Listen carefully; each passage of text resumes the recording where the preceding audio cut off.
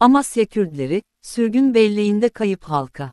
Sürgün belleği diye bir tabir kullanmak belki de yeryüzünde en çok Kürtler açısından bir uygunluk arz eder. Zira yüzlerce yıldır periyodik ve kitle halinde sürgünlere maruz kalan bir topluluk.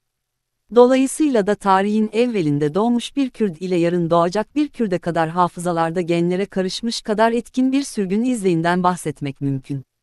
Her ne kadar Osmanlı tarihinde en kapsamlı hali yaşanmış olsa da, son 50 yıllık gelişmelerin, sıcaklığı ve sürgünün ölüm ile birlikte iki tercih şeklinde sunulması, bu sürgün belleğinde daha çok Avrupa ve kısmen Türkiye'nin batısına doğru olan Kürt göçünü aktüel hale getirdi.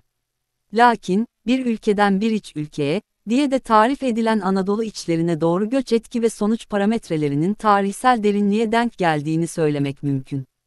Örneğin Avrupa ya da Türkiye'nin batısına yapılan son 50 yıllık göçlerin hiçbir zaman gidilen toprağa tam anlamıyla bir yerleşme hali aldığını söylemek mümkün değil. Bu kategorideki her Kürt için bir, vatan aşkından ve geriye dönüş arzusundan bahsedilebilir bariz şekilde. Ancak Osmanlı ve öncesinde yaşanan sürgünlere maruz kalmış Kürtlerde bu duygunun karşılığını bulmak mümkün değil. Bu belki de çaresizliğin bir başka adıdır. Zira son 50 yıllık süre içinde her dönem aktif ve etkili şekilde yaşanan Kürt isyanlarının kapsayıcılığı temel bir parametre olarak beliriyor. İntikam ve makus tarihi ters yüz etme kapasitesinin aktifliği son dönem sürgünlerinde söz konusu duyguyu hep canlı kıla geldi. Velakin Orta Anadolu olarak kavramsallaşan, iç sürgünlerin gittikleri yerlerde yaşamlarının totolojisini ya da bir prototipini toprağa ektiklerini görmek mümkün. Örneğin Konya, Kırşehir, Ankara ve çevresindeki Kürtlerde bu duygu çok hakim olmakla birlikte, son 50 yıllık politik ve sosyal gelişmelere dahil olduklarını da görmek mümkün. Tarihi daha eskilere giden ve bu kategoride bir parantez olarak ele alınması gereken sürgünlerin dikkat çeken yerleşkelerinden biri de İç Karadeniz ve kısmen Kıyı Karadeniz bölgeleri. Samsun, Kastamonu, Sinop ve Amasya gibi iller bu parantez bölümünün örnekleri olarak sayılabilir. Kürdistan ile bağları en çok aşınmış, Kürdilikle irtibatları en çok esnemiş grup da bu gruptur. Bu grupta hem dil hem de kültür olarak arada kalmış bir formdan söz edilebilir.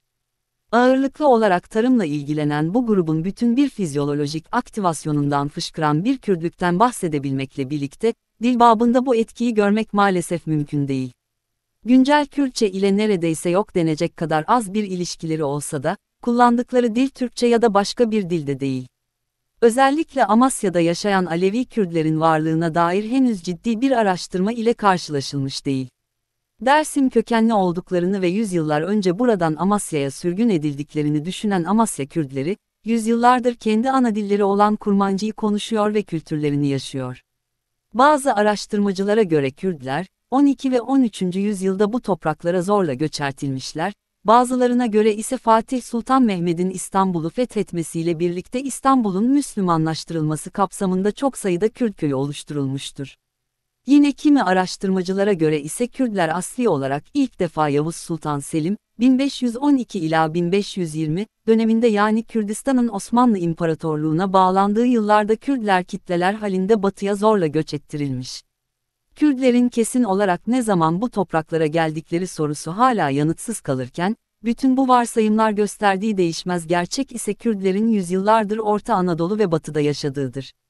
Ortalama olarak 5 asırdır, Konya, Yozgat, Ankara, Kırşehir, Nevşehir, Tokat, Çorum ve Amasya gibi illerde yaşayan Kürtler, Türkiye Cumhuriyeti Devleti'nin tüm asimilasyon ve yok sayma politikalarına karşı, kendi kültürleri, dilleri, gelenekleri ve inançlarını günümüze kadar taşımıştır.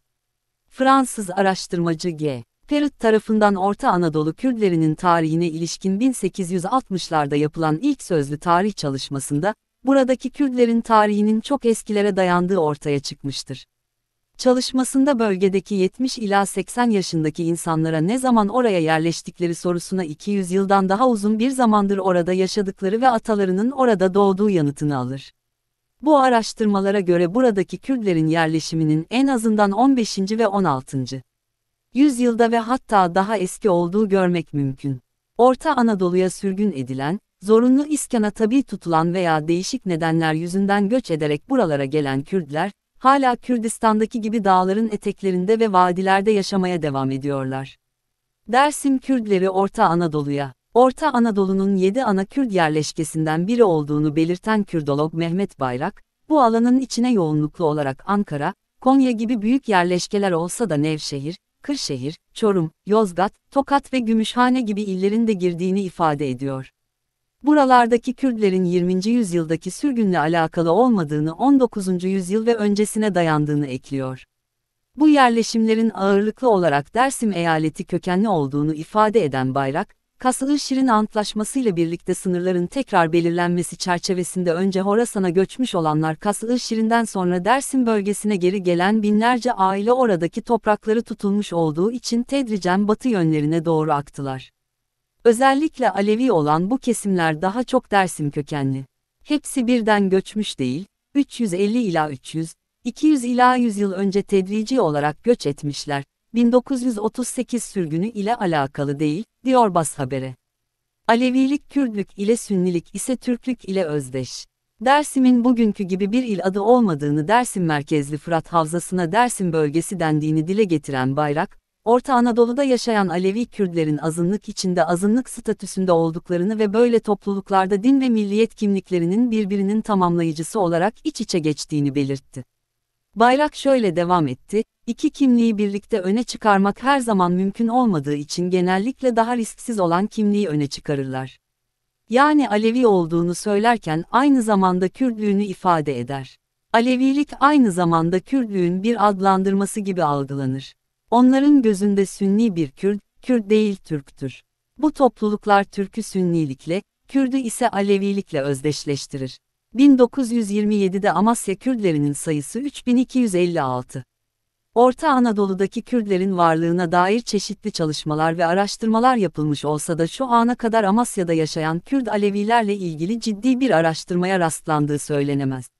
Bu konuda ilk olarak ortaya çıkan veri olarak kabul edilebilecek 28 Ekim 1927 tarihinde yapılan nüfus sayımında, Amasya'da ana dili Kürtçe olan kadın ve erkeklerin sayısı 3256 olarak saptanmıştır. Bu sayımdan 73 yıl sonra yapılan başka bir sayımda ise Amasya'da 2700 Kürt'ün yaşadığı tespit edilmiştir. Yapılan sayımlar sonucu ortaya çıkan resmi rakamlara göre binlerce Kürt'ün burada yaşadığı ortaya çıkıyor. Bugün sayıları ne kadar olduğu bilinmeyen ve 20'nin üzerinde köyleri olan Amasyalı Kürtler daha çok Amasya'nın Göynücek ilçesinde ve Mecitözü'ne yakın yerlerde yerleşikler. Amasya'nın merkezinde de birkaç küçük köyleri olan Kürtlerin sınırdaki Yozgat, Çorum ve Tokat'taki Kürtlerle aynı özden olduklarını düşünüyorlar. Nereden geldiğimizi biliyoruz. Kendi deyimleriyle, Alevi değilsen Kürt değilsin, Sünniler Türktür, diye ifade ettikleri Kürdü kimliğini inanç temelli olarak günümüze kadar getirmeyi başarmışlar. Amasyalı Kürtlerden biri olan 45 yaşındaki Gülhan Benli, kendisi gibi Kürt köylerindeki hiç kimsenin sürgün hikayesini bilmediğini, sadece Yavuz Sultan Selim döneminde Dersim, Elazığ ve Erzincan tarafından Amasya'ya sürgün edildiklerini duyumsadıklarını anlatıyor. Amasya'da örf adetlerini, geleneklerini, kültürlerini Kürdistan'dan neredeyse hiç fark olmadan yaşadıklarını ifade eden Benli, çocukluk anılarında sürgün edildikleri zamanlarda çok ağır şeyler yaşadıklarının anlatıldığını anımsadığını ifade ederek, biz hikayemizi bilmiyoruz ama nereden geldiğimizi biliyoruz. Babaannem Bingöl, dedem ise Elazığ'dan buraya gelmişler. Bizim köylerin hepsinde hala Kürtçe konuşulur. Hatta Kürtçe bilmeyen Kürtler bize çok garip gelirdi. Ben de dahil, bizim çocuklarımız çoğunlukla Türkçeyi ilkokula başladığımızda öğrenmeye başlardık diye konuştu. Kendi aralarında kendilerini, öz olarak tanımladıklarını dile getiren Benli, aynı, özden olarak gördükleri insanların hepsinin Elazığ ve Dersim bölgesinden oraya göç edenlerden oluştuğunu söyledi. Hala yılbaşından bir süre sonra Sersal'ı kutladıklarını ve Kürdistan'da yaşandığı gibi kalepire yaptıklarını ve ev ev gezerek hediyeler topladıklarını aktaran Benli, bundan 20 yıl öncesine kadar da köylerindeki yaşlı kadınların Türkçe bilmediğini belirtti. Bu yazı 2019 yılında Zerya Nergis tarafından yazılmıştır. YouTube Çanda Kurdan kanalı tarafından seslendirilip, video olarak hazırlanmıştır. Bu tür çalışmalarımıza destek olmak için kanalımıza katıl bölümünden ve süper teşekkür ile destek olun. İzlediğiniz için teşekkür ederiz.